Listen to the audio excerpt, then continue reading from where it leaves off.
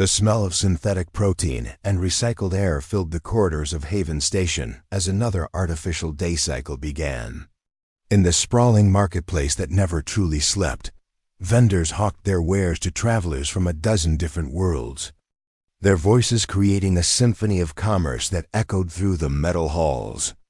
But beneath the bustling energy of interstellar trade, in the shadows between the bright storefronts and beneath the flickering advertisement holograms, desperation moved on quiet feet.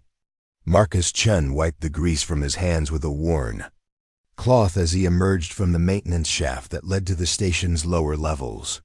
His 12-hour shift repairing atmospheric processors had left him exhausted, his blue work coveralls stained with hydraulic fluid and his dark hair damp with sweat. The familiar ache in his shoulders reminded him why he'd been putting credits aside for a transfer to a quieter outpost, somewhere the machinery didn't break down every other day and the artificial gravity didn't fluctuate enough to make his tools float away mid-repair. The market district stretched before him like a neon canyon, filled with the evening crowd of dock workers, traders, and passengers waiting for the next transport. Marcus normally took the direct route to his quarters through the service corridors, but tonight his empty stomach had other plans. The cantina where he sometimes grabbed a meal was just ahead, its warm yellow light spilling onto the walkway like a beacon. He'd earned himself something better than the nutrient paste in his quarters after wrestling with a particularly stubborn coolant leak for 6 hours straight. Before we jump back in, tell us where you're tuning in from, and if this story touches you, make sure you're subscribed because tomorrow I've saved something extra special for you. Marcus had almost reached the cantina's entrance when he noticed her. She sat in the narrow space between two vendor stalls, partially hidden by the shadow of an overhanging sign that advertised luxury tours to the inner colonies. Her pale blue skin marked her as Zilani, one of the refugee species that had been trickling into human space over the past few months. She was thin, too thin, with the kind of gaunt face that spoke of missed meals and sleepless nights. Her clothes were clean but patched, and her long silver hair was braided back in a style that seemed too elegant for someone sitting on the cold station floor. What stopped Marcus in his tracks wasn't her appearance, though. It was the small figure pressed against her side. A child no older than 6 or 7 in human years, with the same distinctive Zilani features, but smaller, more fragile. The little one's eyes were closed, either sleeping or too weak to keep them open. The mother's arm was wrapped protectively around the child's shoulders, and in her free hand she held a small metal cup. Marcus watched as a well-dressed passenger approached their spot. The woman had her arm raised toward the mother's cup, and Marcus could see the hopeful expression on the Zilani woman's face. But instead of dropping credits into the cup, the passenger wrinkled her nose in disgust and hurried past, muttering something about security not doing their job. The alien mother's shoulders sagged, but she didn't move from her spot. She simply adjusted her hold on her sleeping child and continued to sit in patient silence. A group of traders passed next, laughing loudly about a successful deal. One of them noticed the begging alien and made a comment that caused the others to laugh even harder. Marcus couldn't hear the words over the general noise of the marketplace, but the cruel tone was unmistakable. The mother kept her eyes downcast, her face carefully neutral, but Marcus could see the way her jaw tightened and her free hand clenched into a fist before slowly relaxing. The scene continued to unfold as Marcus stood frozen in place. Person after person walked by the mother and child. Some ignored them completely, their eyes sliding past as if the pair were invisible. Others stared with open curiosity or thinly veiled disgust. A few tossed small coins into the cup, but most simply hurried on their way, eager to escape the uncomfortable reminder that not everyone on Haven Station was there by choice. Marcus felt something twist in his chest as he watched. He'd seen plenty of hardship during his 3 years working on the station.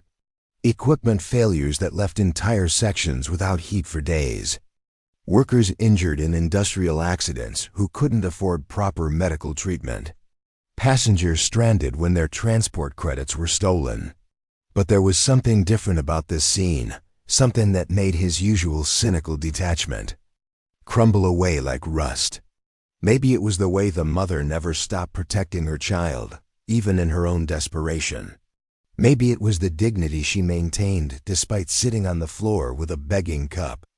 Or maybe it was simply that Marcus Chen had once been hungry himself, back when he was fresh out of technical school and struggling to find work on the outer stations.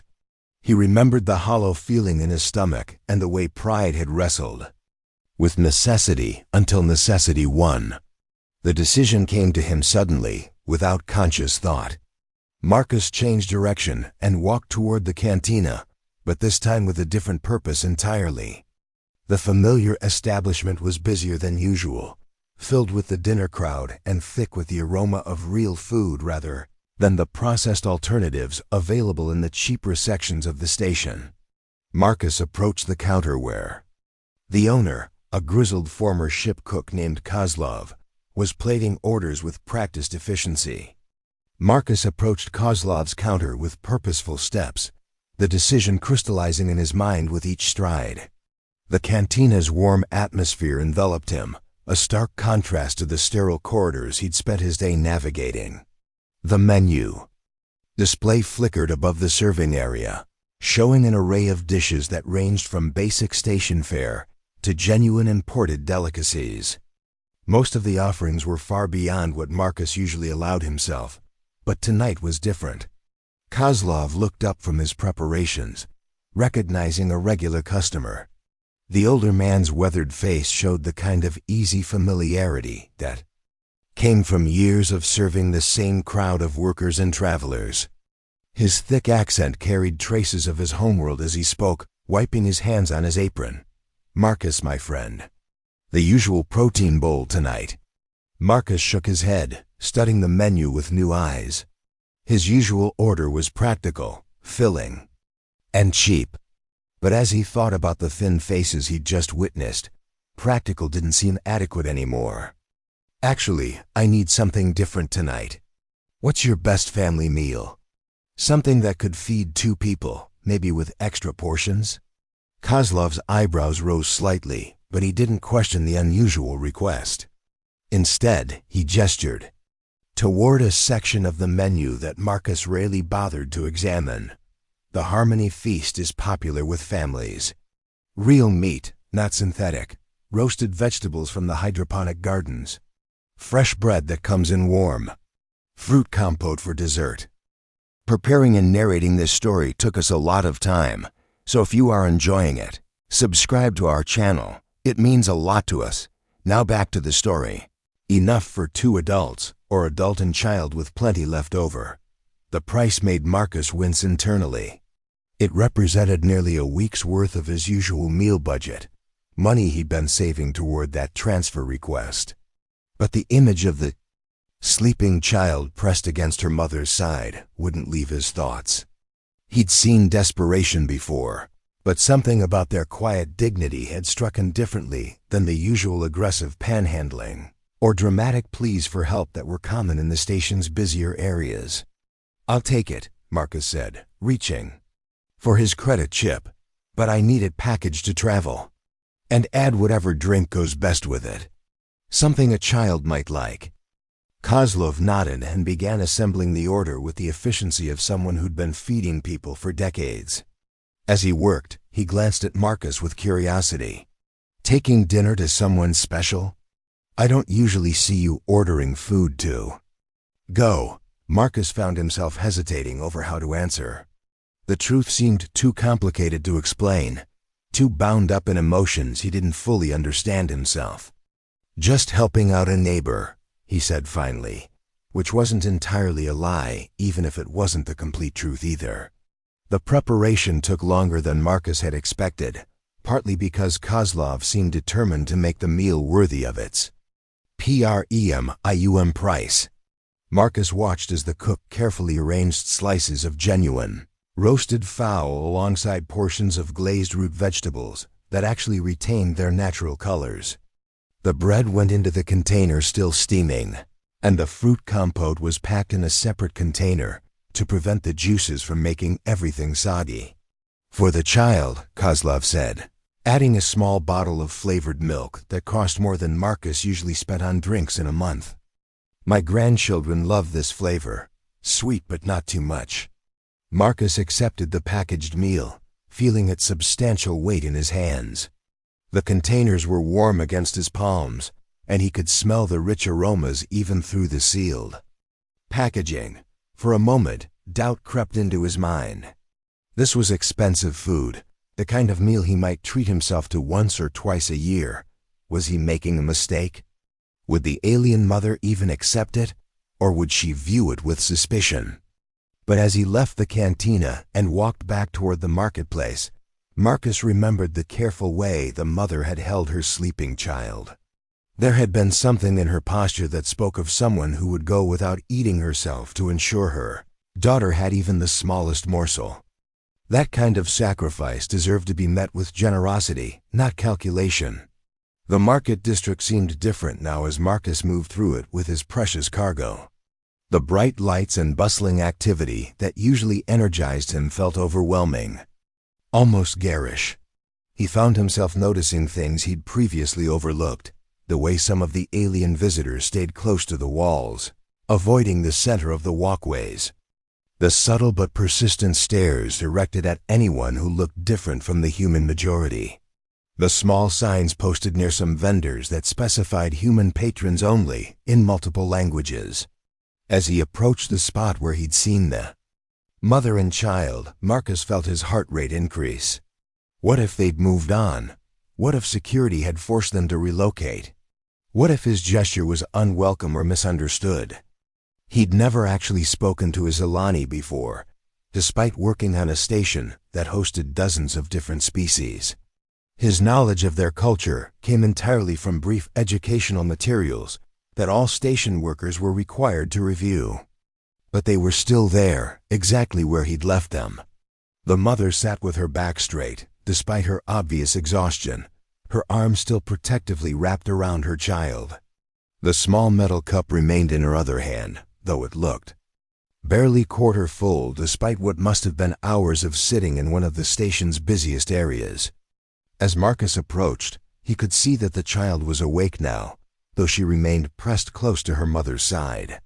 Her large dark eyes tracked the movement of passers-by with the wariness of someone much older than her apparent years. Marcus slowed his pace as he drew closer, suddenly uncertain about the best way to approach them.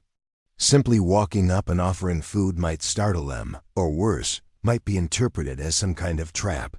He'd heard stories about station security, using fake kindness to lure illegal residents into revealing themselves. The thought that his genuine desire to help might be confused with such tactics made him pause just out of their direct line of sight. The mother must have sensed his approach anyway, because her head turned slightly in his direction. Their eyes met for a brief moment, and Marcus saw intelligence there, along with the kind of careful assessment that came from constantly evaluating potential threats. Her gaze flicked to the containers in his hands, then back to his face, and he could almost see her trying to categorize his intentions. Marcus took a deep breath and stepped forward, moving slowly and keeping his hands visible. When he was close enough to speak without raising his voice above the ambient noise of the marketplace, he stopped and offered what he hoped was a reassuring smile. Marcus found himself studying the alien mother's face as he approached, trying to read the complex emotions that flickered across her features. Her expression held layers of caution, resignation, and something else that took him a moment to identify: fierce protectiveness. Even in her vulnerable position, she radiated the unmistakable aura of someone prepared to defend her child against any threat, no matter how impossible the odds might seem. The child, who had been resting against her mother's shoulder, became more alert as Marcus drew near. Her dark eyes were enormous in her small face, and they tracked his every movement with an intensity that was both heartbreaking and unsettling. She couldn't have been much older than 6, but there was an awareness in her gaze that spoke of experiences no child should have had to endure. "Excuse me," Marcus said softly, crouching down to bring himself closer to their eye level. The gesture felt important somehow, a way of making himself less imposing in what was already an unequal situation. "I hope you don't mind the interruption." The mother's grip on her child tightened almost imperceptibly, but she didn't retreat or look away. When she spoke, her voice carried the melodic quality that Marcus had heard was characteristic of Zelani. Speech, though her words were in perfectly clear standard. "You wish to make donation?" She gestured slightly toward the cup in her hand, her tone carefully neutral. Marcus shook his head, and he saw a flash of disappointment cross her face. Before she could hide it, "Actually, I was hoping you might accept something different." He lifted the containers slightly, allowing the rich aromas to escape into the space between them. "I just picked up dinner from the cantina, but I ordered far more than I can eat myself. I was wondering if you and your daughter might be willing to help me with it." The lie came easily, smoothly enough that Marcus almost believed it himself. He could see the alien mother processing his words, her intelligent eyes searching his face for signs of deception or hidden motives. The child had straightened slightly at the mention of food, and Marcus caught the way her small nostrils flared as she caught the scent of the meal. "This is generous offer," the mother said slowly, "but we cannot pay for expensive food." "I'm not asking you to pay," Marcus replied. "I'm asking you to help me avoid waste. Food is too precious to throw away, don't you think?" For a long moment, the marketplace seemed to fade around them. Marcus could hear the distant chatter of vendors and the mechanical hum of the station's life support systems, but his attention was focused entirely on the woman in front of him. He could see her weighing options, calculating risks, trying to determine whether accepting his offer would put her child in danger. The decision came when the little girl whispered something in her mother's ear, too quiet for Marcus to hear, but urgent enough to make the woman's expression soften.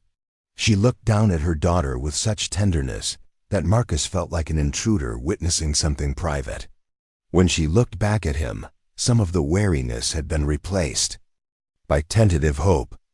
"My daughter says the food smells like home," she said quietly. "We have not eaten properly in several days." Marcus felt something clench in his chest at the admission. Several days.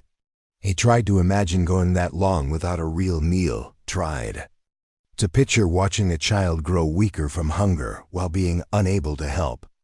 The image was unbearable. "Then please, let me share this with you. There's more than enough for all of us." He began opening the containers, revealing the carefully prepared feast that Kozlov had assembled. The roasted meat glistened under the marketplace lights, and the vegetables still held the vibrant colors that came from careful cultivation rather than synthetic processing. The bread released a cloud of warm, yeasty steam when he opened its container, and the fruit compote looked like something from a luxury restaurant rather than station food. The child's eyes grew even wider as each container was revealed, and Marcus heard her sharp intake of breath when he produced the bottle of flavored milk. The mother's carefully maintained composure cracked slightly, and he saw her swallow hard before speaking. "This is too much," she said, but her voice lacked conviction. "Such food is very expensive." "Food is meant to be shared," Marcus replied, settling himself more comfortably on the ground beside them. "My grandmother used to say that a meal tastes better when it brings people together." He tore off a piece of the warm bread and offered it to the child, who looked to her mother for permission before accepting it with trembling fingers. The first bite seemed to overwhelm her, and Marcus saw tears gather in her eyes as she chewed slowly, as if trying to make the flavor last as long as possible. The mother accepted her own portion with dignity, though Marcus could see the effort it took for her to maintain her composure. She ate slowly, deliberately, savoring each bite while simultaneously watching to ensure her daughter had enough. It was clear that even in the midst of this unexpected bounty, her primary concern remained her child's well-being. "I am Kira," she said between careful bites. "This is my daughter, Naya." "Marcus," he replied, offering a slight nod that he hoped would be appropriate in Zalani culture. "It's good to meet you both." Naya had finished her bread and was looking longingly at the other containers. Marcus served her portions of everything, noting how she examined each new taste with wonder. When he offered her the milk, she accepted it with such reverence that he realized it might have been weeks or even months since she'd had anything sweet to drink. "You work on station?" Kira asked, gesturing toward his coveralls. "Maintenance," Marcus confirmed. "Atmospheric systems mostly." "Nothing glamorous, but it keeps the air flowing." Kira nodded thoughtfully. "Important work. Without such people, stations cannot function." She paused, then added, "We are grateful for your kindness." "Marcus, in our culture, sharing food is sacred act. Creates bond between families." Marcus felt the weight of her words, understanding that this simple meal had become something more significant than he had initially realized. He watched as Naya carefully ate her fruit compote, making each spoonful last, and felt a growing determination to ensure this wouldn't be their last real meal. As they shared the meal in the relative quiet of their corner spot, Marcus began to notice things he had missed during his initial approach. Kira's clothes, while clean and carefully maintained, showed signs of extensive wear. The fabric had been mended in several places with thread that didn't quite match the original color, and the edges of her sleeves were frayed from repeated washing. Her boots, visible beneath the hem of her pants, had been resoled at least once, and bore the kind of scuff marks that came from walking long distances on hard surfaces. More concerning were the subtle signs of chronic stress that he could see in both mother and child. Kira's hands trembled slightly when she thought he wasn't looking, and she startled at sudden noises from the marketplace around them. Naya ate with the desperate efficiency of someone who wasn't certain when the next meal might come, even as she clearly tried to savor each bite. Both of them kept glancing toward the main thoroughfare, as if expecting trouble to arrive at any moment. Marcus was beginning to understand that their situation was more precarious than simple poverty. The way they positioned themselves in the shadows, the careful attention they paid to their surroundings, the practiced way they could make themselves seem nearly invisible, all pointed to something more serious than temporary financial hardship. They were hiding, and Marcus suspected they had good reason to be afraid. His suspicions were confirmed when a trio of station security officers appeared at the far end of the marketplace. They weren't the usual patrol that made rounds through the district, checking vendor licenses and ensuring public order. These officers moved with purpose, their scanning devices active as they systematically examined the faces of anyone who didn't immediately appear to be human. Marcus felt Kira's entire body tense beside him, and Naya pressed closer to her mother's side, the fruit compote forgotten in her hands. "Documentation sweep," Kira whispered, her voice barely audible above the ambient noise of the marketplace.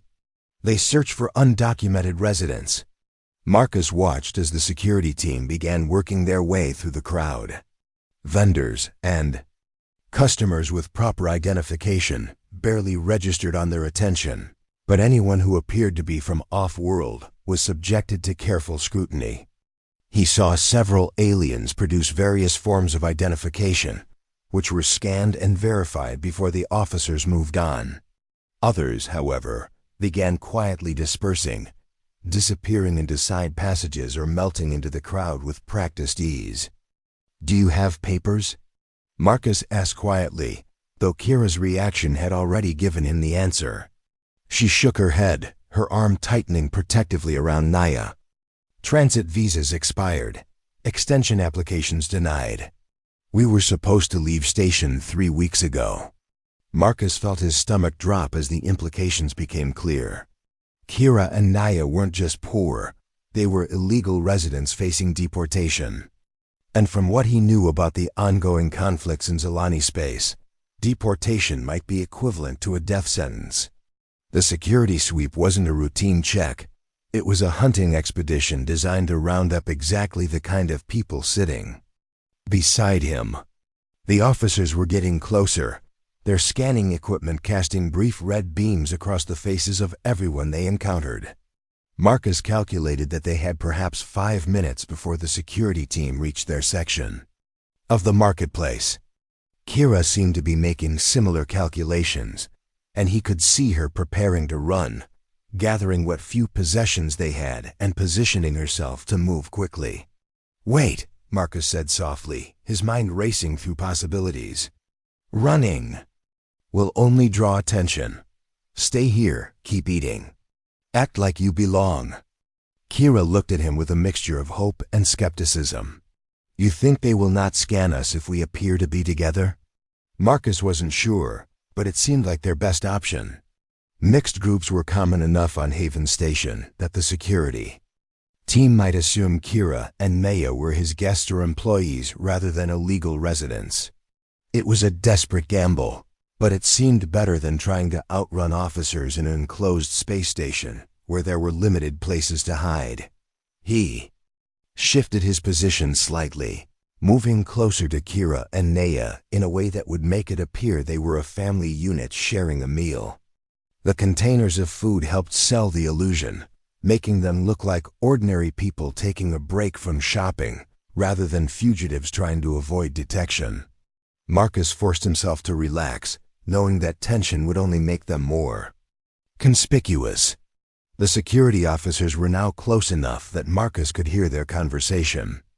They were discussing recent reports of increased refugee activity in the lower levels of the station, debating whether additional sweeps would be necessary to clear out the unauthorized population. One of them mentioned specific bounties available for certain species, and Marcus realized with growing horror that this wasn't just about immigration enforcement. There was money involved, which meant the officers had personal incentives to find and arrest people like Kira and Naya. Naya had gone completely still, her large eyes fixed on the approaching officers with the kind of paralyzing fear that only children who had learned to associate uniforms with danger could display. Marcus reached over and gently touched her hand, offering what reassurance he could while trying to project an image of casual normalcy. The gesture seemed to help, and she managed a small nod while remaining pressed against her mother's side.